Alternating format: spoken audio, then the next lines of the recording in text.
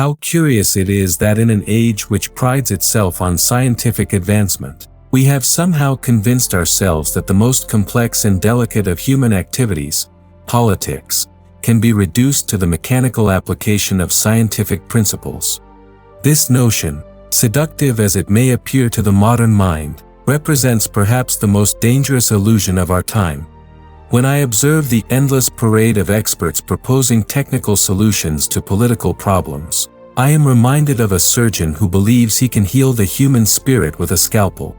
Politics is not a science to be mastered through formulas and theories, but an art to be practiced through experience and judgment.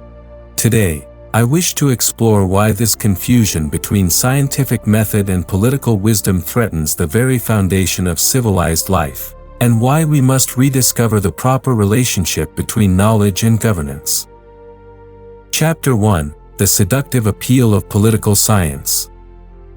The belief that politics can be transformed into a science exercises an almost irresistible attraction over the contemporary mind. We live in an era where scientific method has achieved remarkable triumphs in understanding and manipulating the natural world, and it seems only reasonable to apply these same methods to human affairs. After all, if we can split the atom and map the genome, surely we can engineer the perfect society. This reasoning, superficially compelling, rests upon a fundamental category error that I have spent decades examining. Politics and natural science operate in entirely different realms of human experience. Science deals with regularities, patterns that can be observed, measured, and predicted. It seeks universal laws that govern the behavior of matter and energy.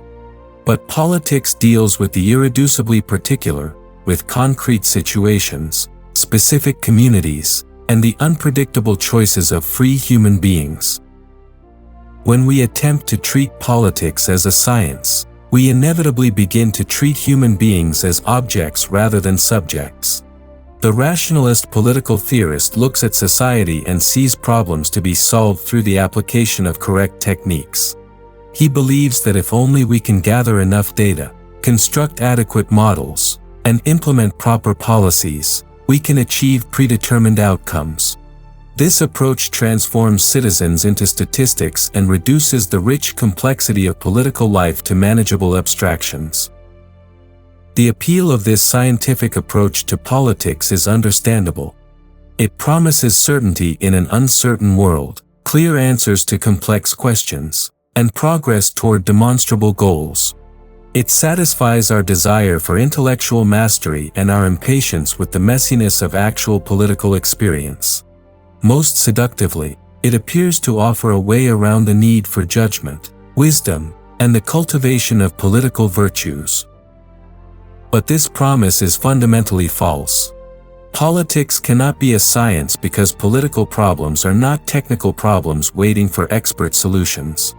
They are expressions of the permanent tensions inherent in human association, between freedom and order, between individual desires and common goods, between the claims of the present and the inheritance of the past. These tensions cannot be resolved through clever engineering, they can only be managed through the patient cultivation of political arts. Chapter 2: The Fatal Flaw in Rationalist Planning. The rationalist approach to politics suffers from what I consider a fatal flaw. It mistakes the nature of political knowledge itself. The rationalist believes that political wisdom can be codified into explicit rules, principles, and procedures that can then be applied universally. He imagines that once we have discovered the correct theory of justice, the optimal economic system, or the perfect constitutional arrangement, we need only implement these discoveries to achieve political success. This view fundamentally misunderstands how political knowledge actually works. True political knowledge is not primarily theoretical but practical. It exists not in books and treatises but in the inherited skills, habits, and traditions of political communities. Consider how a skilled craftsman works. His knowledge resides not merely in explicit rules he might recite, but in the tacit understanding built up through years of practice, the feel for materials and tools that cannot be fully articulated, The intuitive grasp of when to follow rules and when to adapt them to particular circumstances. Political wisdom operates similarly. The statesman's knowledge is largely tacit, an understanding of how particular institutions work, a feel for the temper of his community, an intuitive grasp of what changes are possible and what reforms would prove destructive. This knowledge cannot be reduced to explicit formulas because it is always knowledge of the particular, always embedded in specific contexts and traditions. The rationalist planner, however, rejects this kind of knowledge as insufficiently rigorous. He seeks to replace the messy wisdom of inherited practices with the clean clarity of rational design. He looks at traditional institutions and sees only irrationality, inefficiency, and obstacles to progress. What he fails to understand is that these institutions embody generations of practical wisdom. They represent solutions that have been tested and refined through actual experience rather than constructed through abstract reasoning. When rationalist planners gain political power, they typically attempt to sweep away these inherited practices and replace them with rationally designed alternatives. The results, as history abundantly demonstrates, are usually disastrous. The French Revolution's attempt to rebuild society according to rational principles produced chaos and terror. The various socialist experiments of the 20th century, despite their noble intentions, created unprecedented suffering. Even well-intentioned reforms in democratic societies often produce unintended consequences that their designers never anticipated. The problem is not that rationalist planners are stupid or evil. Many are highly intelligent and genuinely concerned with human welfare. The problem is that they are attempting something impossible, to replace the cumulative wisdom of generations with the limited understanding of individuals, however brilliant. Chapter 3: The Art of Politics versus Technical Expertise. Let me invite you to consider a crucial distinction that illuminates why technical expertise cannot substitute for political wisdom. There exists a fundamental difference between what I call the art of politics and technical expertise, though our age has largely forgotten this distinction in its enthusiasm for expert solutions to every problem. Technical expertise deals with means, with the efficient achievement of predetermined ends through the application of specialized knowledge. The engineer knows how to build a bridge, the economist understands market mechanisms, the sociologist can analyze social patterns. Each possesses valuable knowledge within his domain, and each can contribute importantly to political deliberation. But none of these forms of expertise, however sophisticated, can answer the essentially political questions. What kind of society should we have? What ends are worth pursuing? How should competing goods be balanced against one another? Politics as an art addresses precisely these questions that technical expertise cannot answer. It involves the prudential judgment of particular circumstances, the balancing of competing claims, the management of tensions between different goods that cannot be resolved through technical manipulation. The political artist must understand not just what is technically possible, but what is desirable, feasible, and appropriate for his particular community at his particular moment in history. Consider the difference between an urban planner and a mayor. The planner possesses technical knowledge about traffic flow, building codes, and demographic trends. This knowledge is valuable and necessary. But the mayor must make decisions that go beyond technical considerations: which neighborhoods should be preserved and which renovated. How should the competing interests of residents, businesses, and visitors be balanced? What changes are consistent with the character and traditions of the city? These questions require political judgment, not technical expertise. The confusion between these two kinds of knowledge has profound consequences. When we treat political questions as technical problems, we typically hand them over to experts who approach them with inappropriate tools.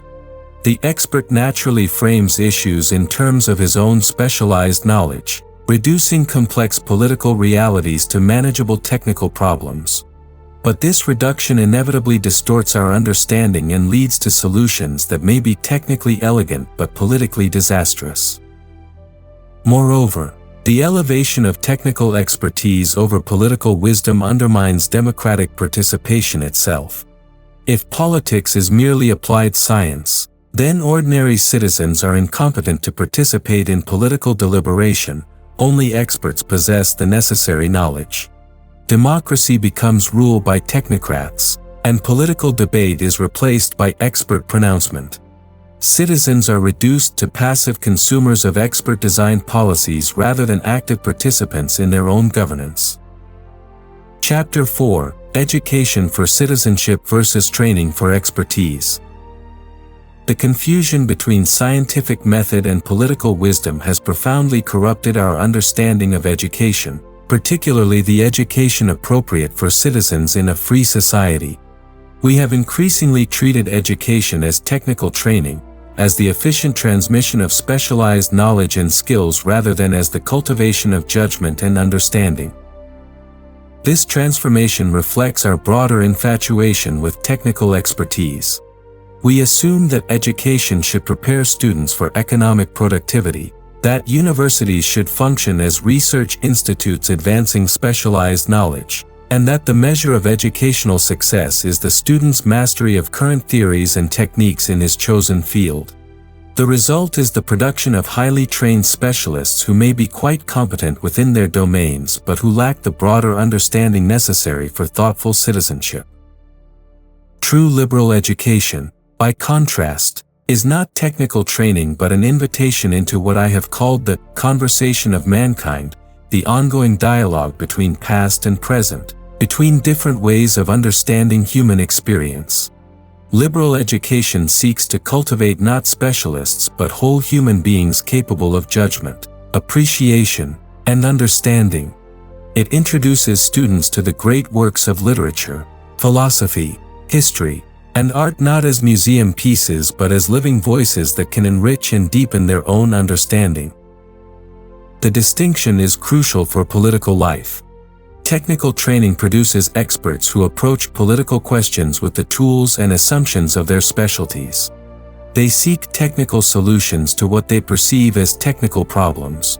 But liberal education produces citizens who understand that political questions are fundamentally different from technical problems, that they require not specialized expertise but practical wisdom, moral imagination, and an appreciation for the complexity and ambiguity of human affairs. Consider how these different educational approaches shape political participation. The technically trained expert approaches political issues by asking, "What does my specialized knowledge tell me about this problem? What technical solution can I propose?" The liberally educated citizen asks different questions. What are the deeper human stakes involved? How do different communities and traditions understand this issue? What are the likely consequences, intended and unintended, of different courses of action? The expert's approach, while valuable within limits, tends toward reductionism and overconfidence.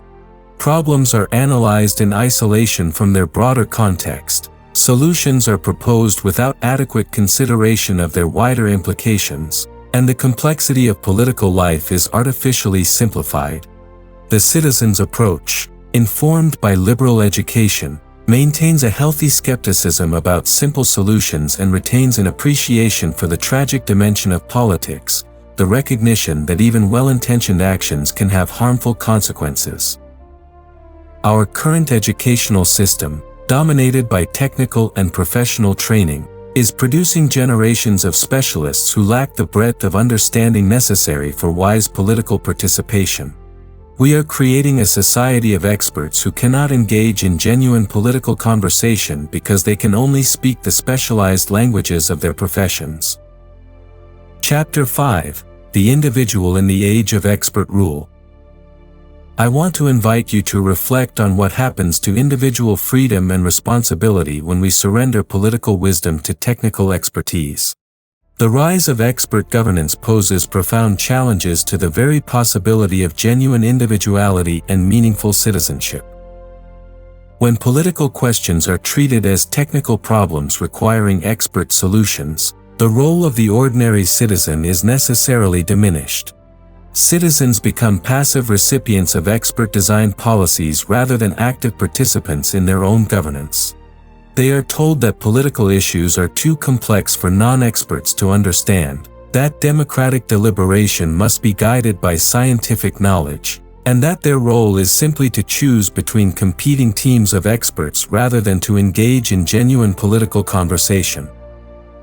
This transformation has subtle but profound effects on the development of individual character and judgment. Political participation, properly understood, is itself a form of education. It cultivates practical wisdom, moral imagination, and the capacity for judgment. When citizens are excluded from meaningful political participation, they lose opportunities to develop these essential human capacities. The expert culture also tends to erode the traditional sources of individual identity and meaning. Technical expertise is necessarily abstract and universal. It deals with general principles rather than particular traditions and communities. As expert knowledge displaces local wisdom and inherited practices, individuals lose connection to the concrete traditions that have historically provided meaning and identity. Consider how this plays out in contemporary American life. Traditional communities with their inherited practices and local knowledge are increasingly dismissed as backward or inefficient. The wisdom embedded in family traditions, local customs, and community practices is devalued in favor of expert opinion and scientific research. Young people are encouraged to think of themselves primarily as individual choosers in a market of lifestyle options rather than as inheritors of particular traditions with their own distinctive wisdom. Yet genuine individuality, paradoxically, requires rootedness in particular traditions and communities. The abstract individual of expert culture, the rational chooser who approaches life as a series of technical problems to be solved, is actually less capable of authentic self-expression than the individual who has been formed by particular traditions and relationships. True individuality emerges through creative engagement with inherited possibilities, not through the rejection of all tradition in favor of expert-designed alternatives. The dominance of expert culture also undermines the traditional institutions through which individuals have historically developed character and judgment. Families, religious communities, local associations, and civic organizations all embody forms of practical wisdom that cannot be reduced to expert knowledge. When these institutions are weakened by expert intervention or displaced by expert-designed alternatives, individuals lose access to the formative experiences necessary for the development of practical wisdom. Furthermore, the expert culture tends to reduce human beings to collections of problems requiring technical solutions. Instead of seeing individuals as whole persons with their own distinctive gifts and limitations, expert culture tends to view them as bundles of issues to be addressed through appropriate interventions. Chapter 6: The Unintended Consequences of Rational Reform. The history of the past century provides abundant evidence of the unintended consequences that follow when rationalist planning displaces traditional political wisdom.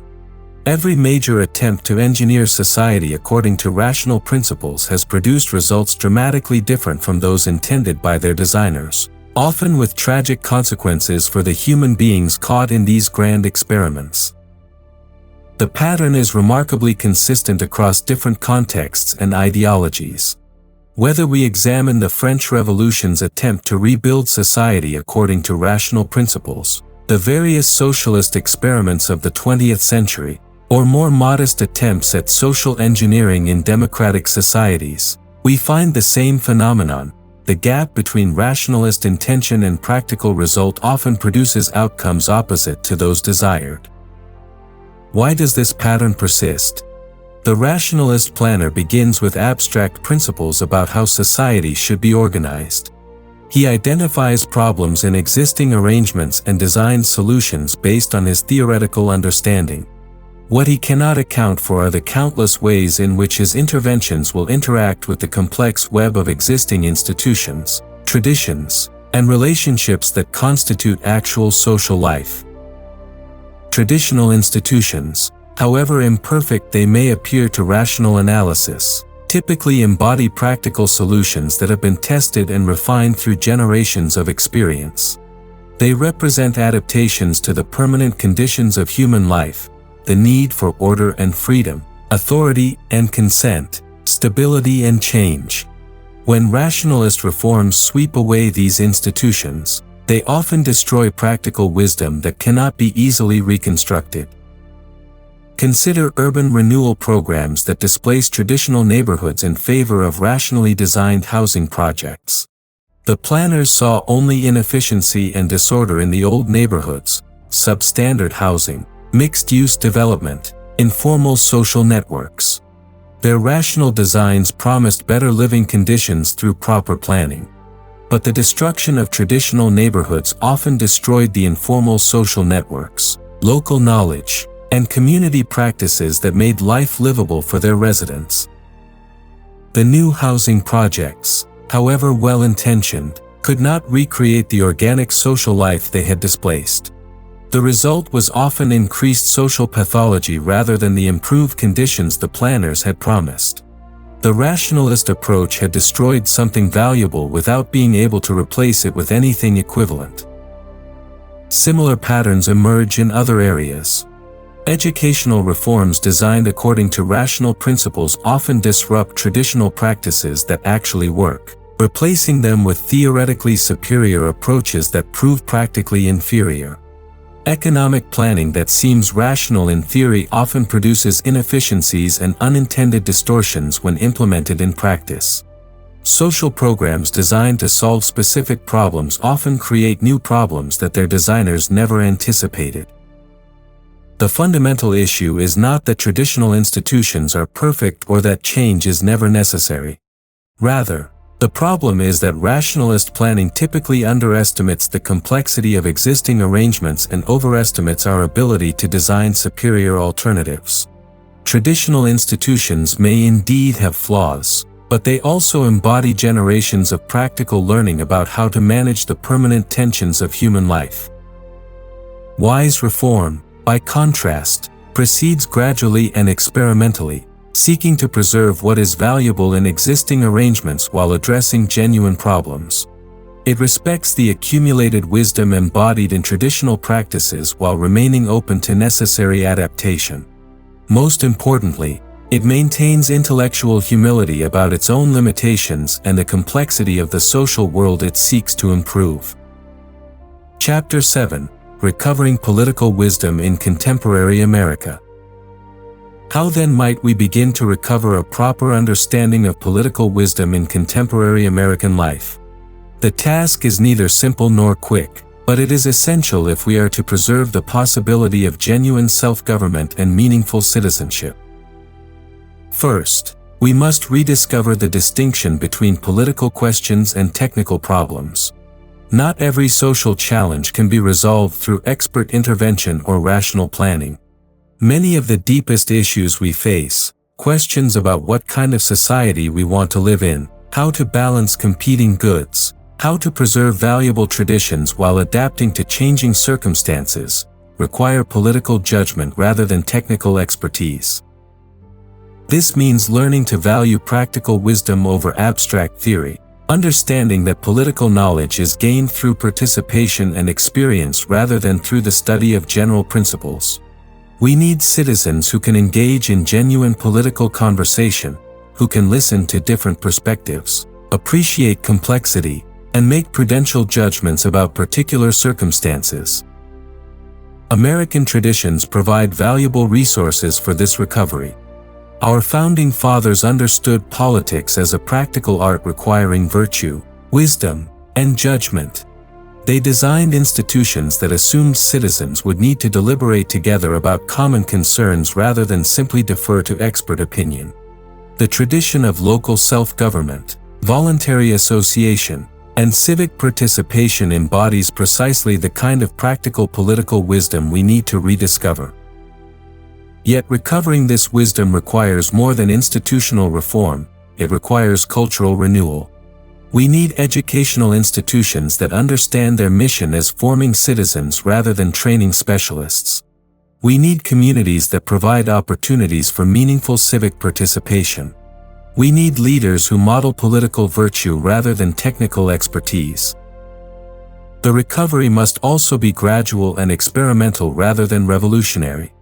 Ironically, the attempt to restore political wisdom through rationalist planning would reproduce the very error we seek to correct.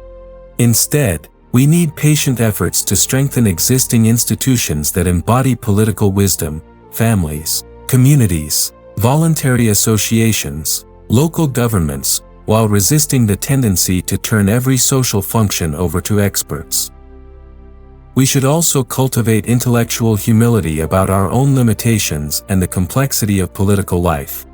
The expert culture encourages overconfidence in our ability to understand and manipulate social reality. Political wisdom, by contrast, begins with the recognition that human affairs are inherently unpredictable and that even well-intentioned interventions can have harmful consequences. This humility should make us more respectful of inherited traditions and practices, not because they are perfect but because they embody practical learning that we ignore at our peril. It should also make us more patient with the messiness of democratic deliberation and more skeptical of promises of simple solutions to complex problems. Finally, we need to recover an appreciation for the tragic dimension of politics, the recognition that political life involves permanent tensions that cannot be resolved but only managed. The search for perfect solutions, whether through revolutionary transformation or expert intervention, typically produces results worse than the problems it sought to solve. Political wisdom involves learning to live with imperfection while working gradually to improve conditions within the constraints of human nature and historical circumstance. Conclusion. The dangerous myth of scientific government represents more than an intellectual error, it threatens the very foundations of free society. When we mistake politics for applied science, we not only invite practical disasters but undermine the conditions necessary for human flourishing. Citizens become clients, wisdom becomes expertise, and the art of self-government atrophies from disuse. Yet the alternative is not despair but a return to older and deeper sources of political understanding. We must rediscover that politics is indeed an art, the art of living together in communities that honor both freedom and order, both individual dignity and common good. This art cannot be mastered through formulas or techniques but only through patient participation in the ongoing conversation of civilized life. The wisdom we need already exists, embedded in our inherited traditions and practices, waiting to be recovered by those humble enough to listen and wise enough to learn. In recovering this wisdom, we recover not merely better government but the possibility of genuine citizenship, and with it, the dignity of free human beings governing themselves according to their own best understanding.